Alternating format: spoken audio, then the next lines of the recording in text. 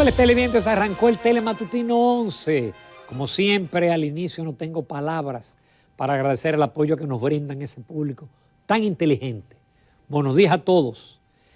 Como siempre, bueno, lo primero es que hoy es jueves 19 de octubre del año 2023.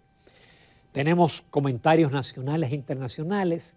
Hoy, como todos los jueves, tenemos a Yanis Santaella, que nos trae un tema formidable. Equipo de alto rendimiento con inteligencia emocional, señores. Usted puede ser brillante, usted puede ser con mucha experiencia, pero si usted no tiene inteligencia emocional, usted va a fracasar en el liderazgo, en la actividad diaria y en su trabajo y en las relaciones sociales. Y como invitado tenemos al licenciado Danilo Díaz, quien es miembro del comité político del PLD y es también el delegado ante la Junta Central Electoral. El tema político está caliente. Obviamente con él vamos a comenzar con el tema de las alianzas, porque se dicen tantas cosas de un lado y de otro que para los que estamos afuera, como yo y como ustedes, no sabemos qué va a ocurrir con esto, pero ya la cuenta regresiva comenzó. El dengue es una enfermedad, es un mal endémico en la República Dominicana. ¿Qué significa eso? Bueno, que siempre tendremos dengue, siempre habrá dengue, como siempre habrá COVID. Ahora, el dengue siempre tiene un pico en el verano y en el otoño. ¿Por qué? Porque en esa temporada las lluvias de los fenómenos atmosféricos se acumulan en los patios de las casas. Hay gente que conserva agua por el problema de la escasez de agua. Yo lo hago a pesar de tener una cisterna, pero lo tenemos tapado.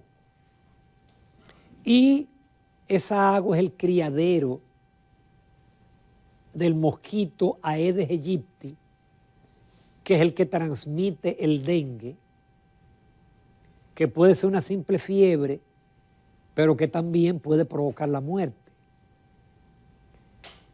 Este año parece que hemos tenido un pico en relación a años anteriores, más de 12,000 casos y 11 personas fallecidas, especialmente niños. Niños y adolescentes son los más afectados por el dengue. ¿Qué ocurre? Cada gobierno debe, cuando se aproxima la época del dengue, iniciar campañas de educación, exhortando a las personas a que eliminen los criaderos, preparar los protocolos en los hospitales, fumigar, y eso casi hay que hacerlo casa por casa.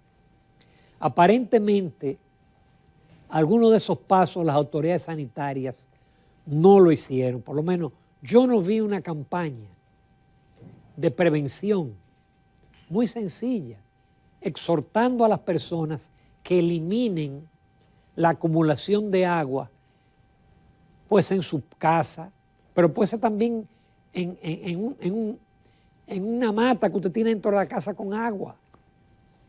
Todo eso puede ser un punto donde la Aedes aegypti deposite sus huevos y de ahí salen a picar e infectar o a transmitir. Se saltaron.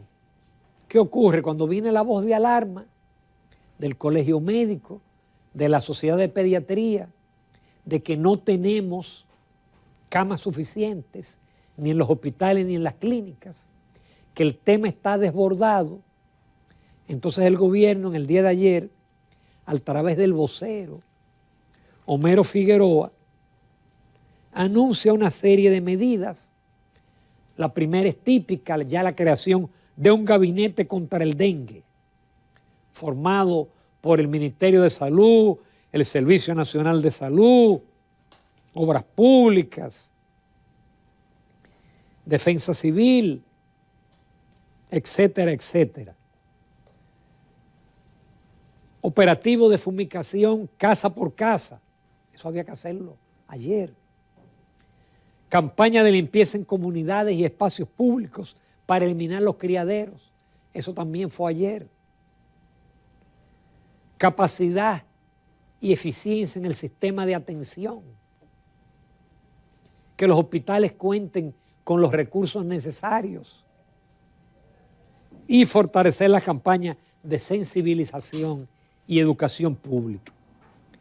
El hecho de que eso se diga ayer es un reconocimiento a que no se hizo. Y eso había que hacerlo desde que entró la temporada ciclónica. Eso hay que hacerlo cada año.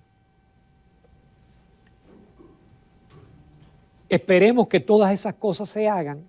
Obviamente, hay una responsabilidad de cada uno de nosotros, porque no todo tiene que ser el gobierno. Nosotros en nuestros hogares tenemos que eliminar todo lo que signifique estancamiento de agua. A la gente le encanta cuando cambia la goma de un vehículo, deja la goma ahí, de que por si acaso. En esa goma se acumula agua. Con el tema de la escasez de agua, la gente le gusta tener envases llenos de agua que lo tienen destapados. Y por supuesto, ante la aparición de un síntoma como fiebre o dolor en el cuerpo en esta época del año, acudir inmediatamente al médico.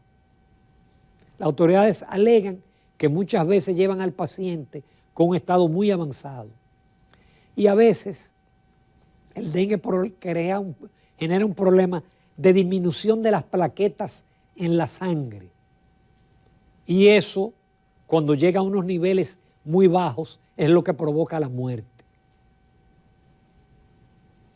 Vamos a ver si casa por casa viene la fumigación y la campaña, porque esto es un problema de prevención.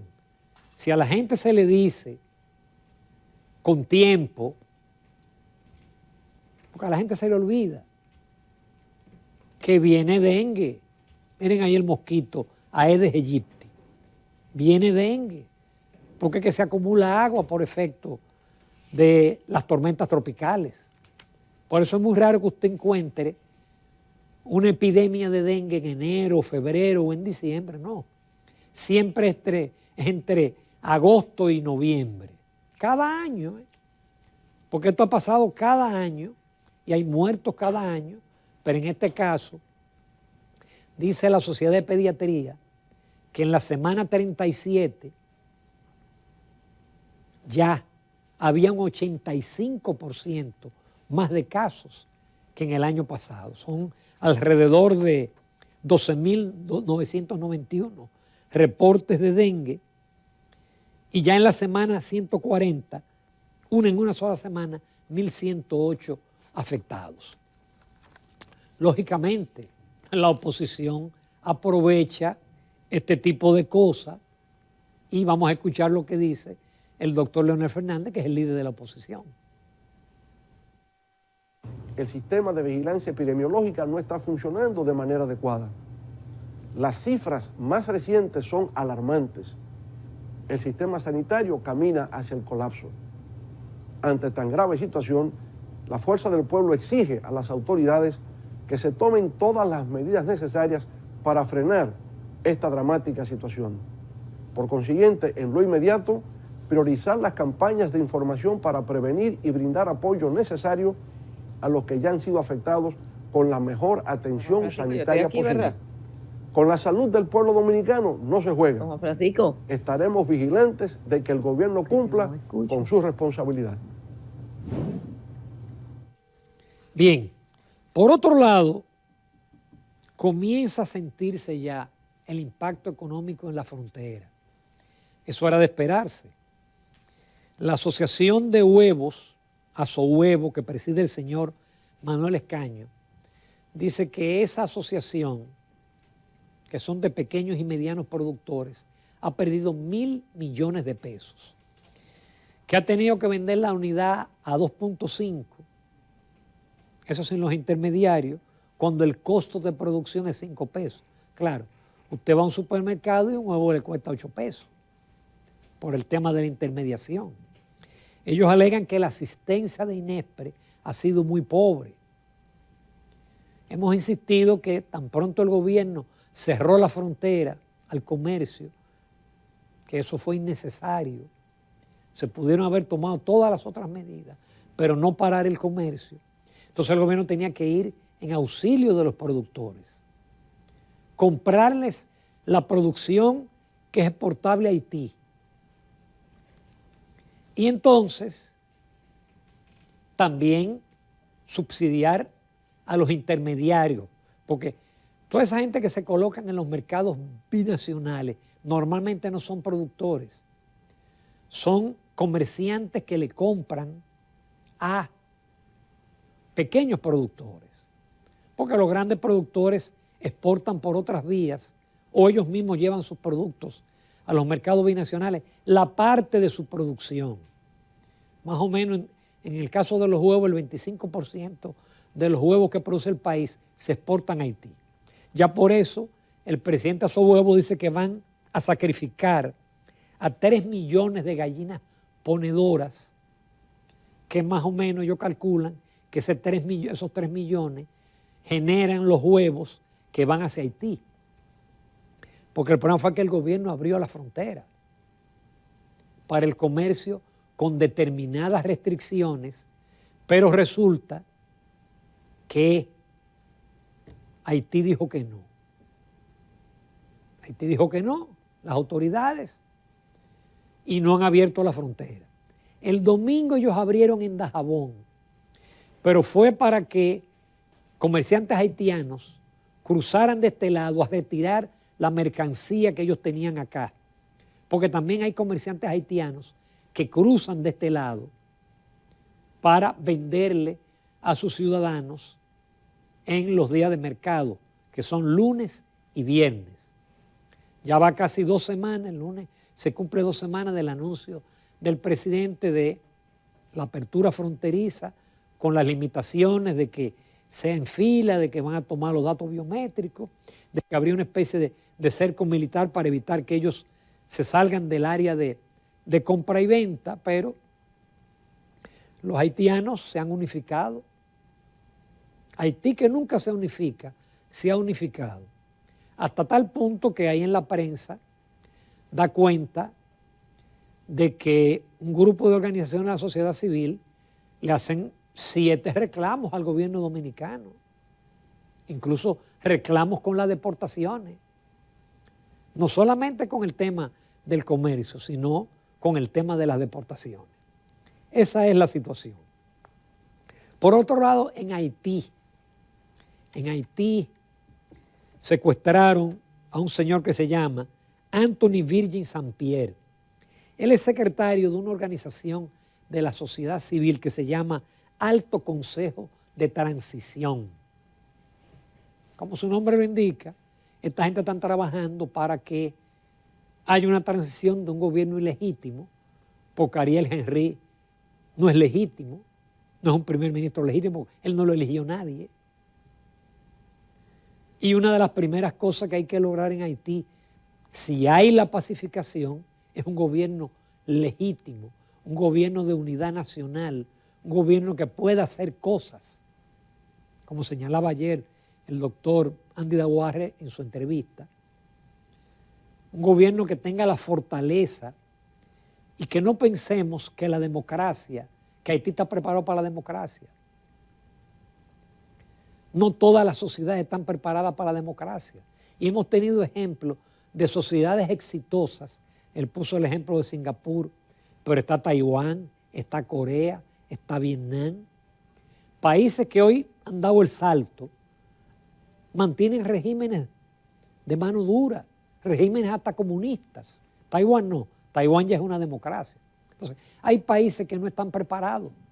China no es una democracia y China está alcanzando a los Estados Unidos y tiene un régimen comunista y ahí hay supresión de libertades, pero hay una economía de mercado. Por otro lado, señores, la crisis en el Medio Oriente. Esto es terrible. Y en esto hay que tener mucho cuidado y tratar de ser objetivo. Lo primero es que hay que condenar el ataque sorpresivo de Hamás a Israel. Claro, todavía mucha gente se preocupa. ¿Cómo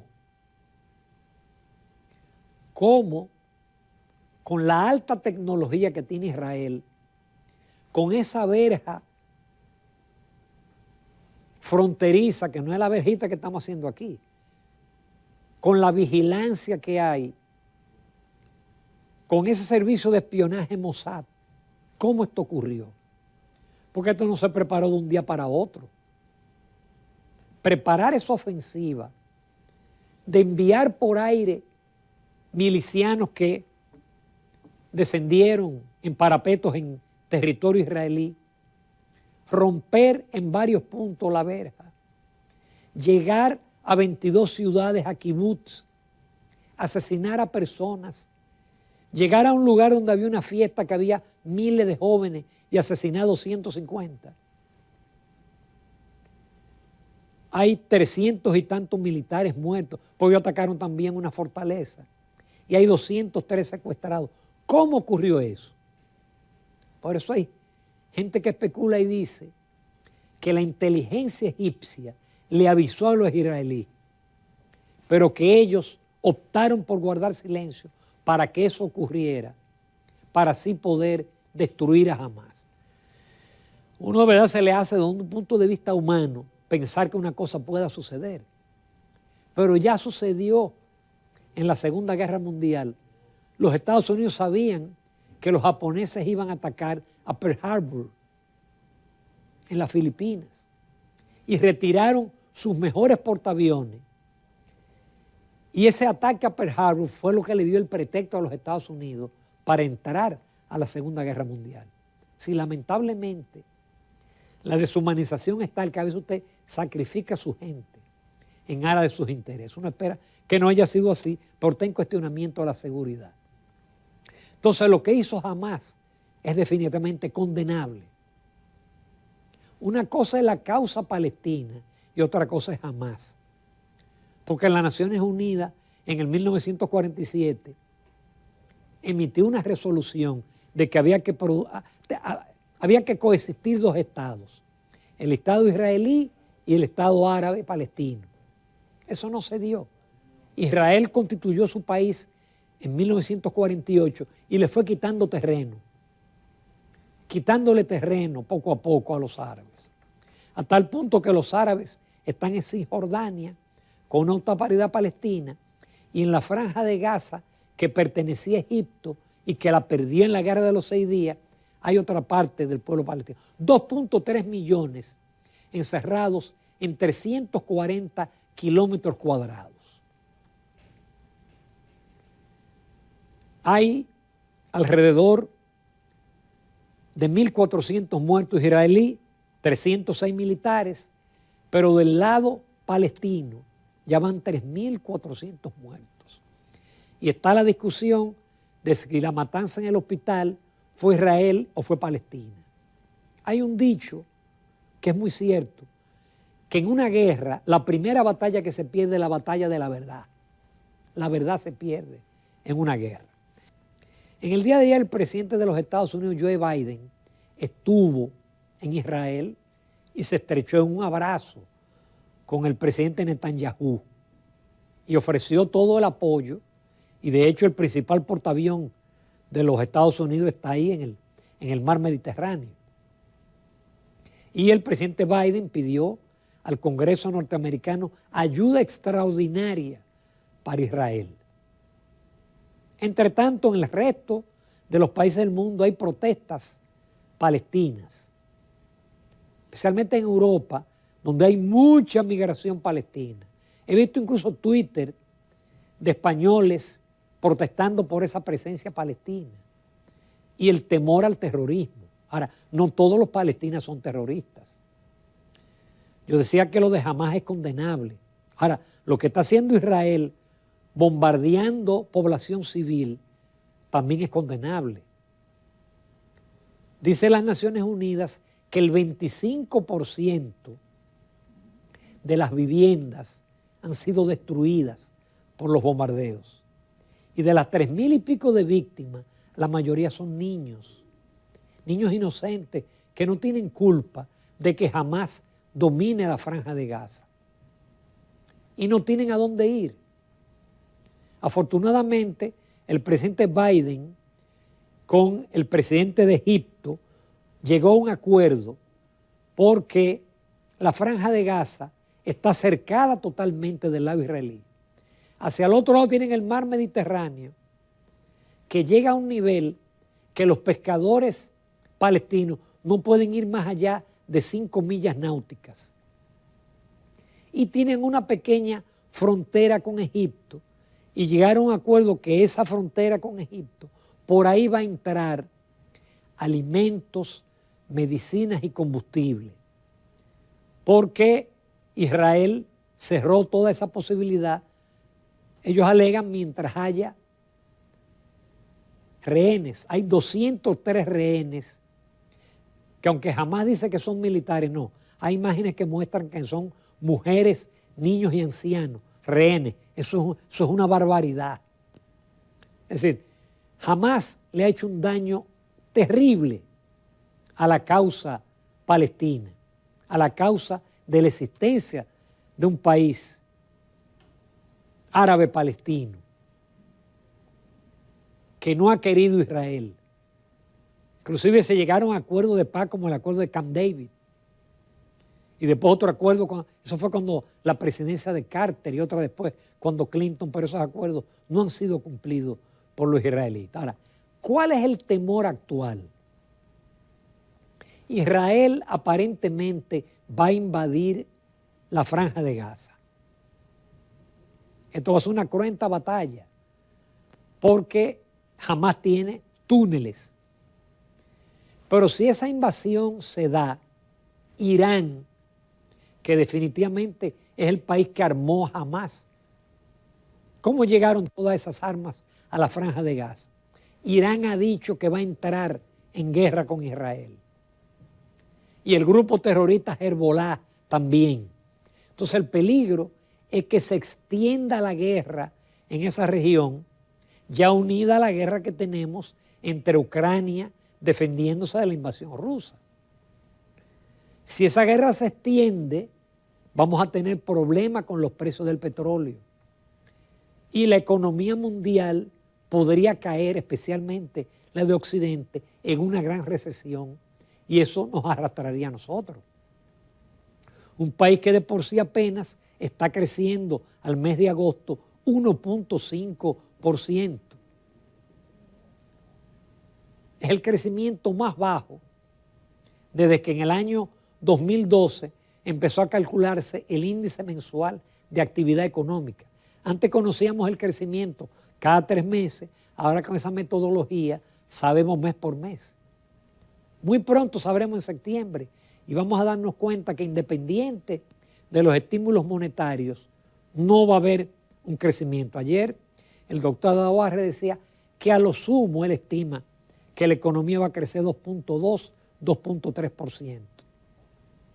Es el crecimiento más bajo desde el año 2009, cuando se produjo la crisis, la recesión global por la crisis financiera. Claro, no vamos a volvernos locos por esto. Ojalá haya recuperación el año que viene, pero el panorama mundial no avisora nada bueno con estos conflictos geopolíticos.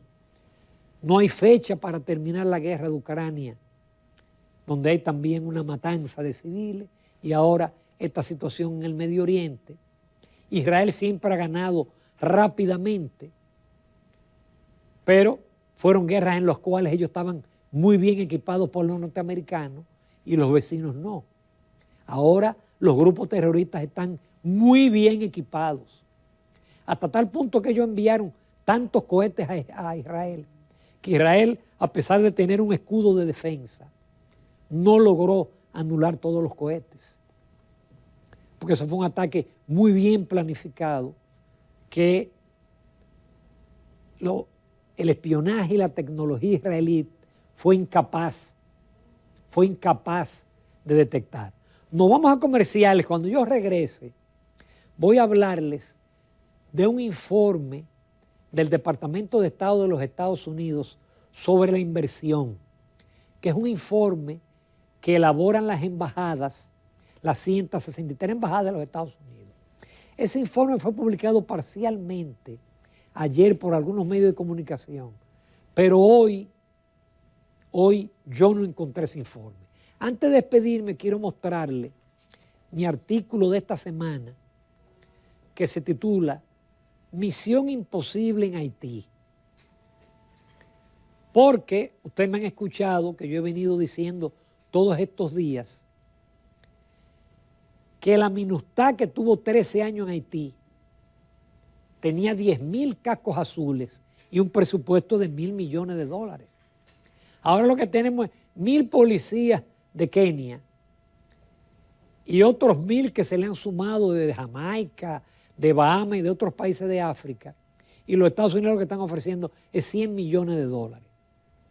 Con esta situación en el Medio Oriente y con la oposición, porque ya en Kenia la oposición rechaza la intervención militar y el Tribunal Superior de Kenia paró eso momentáneamente. Entonces en ese artículo yo analizo todos esos elementos y a mi juicio eso es una expedición natimuerta. O si se da, no va a tener la capacidad en términos de hombres y de apoyo internacional como para poder derrotar a las bandas armadas, que es una guerrilla urbana. Es usted meterse por callejones densamente poblados donde los bandoleros se confunden con la población civil. Y esa fuerza multilateral la van a emboscar. La van a emboscar y va a haber muchos muertos de esa fuerza multilateral. Claro, la comunidad internacional ya se lavó las manos.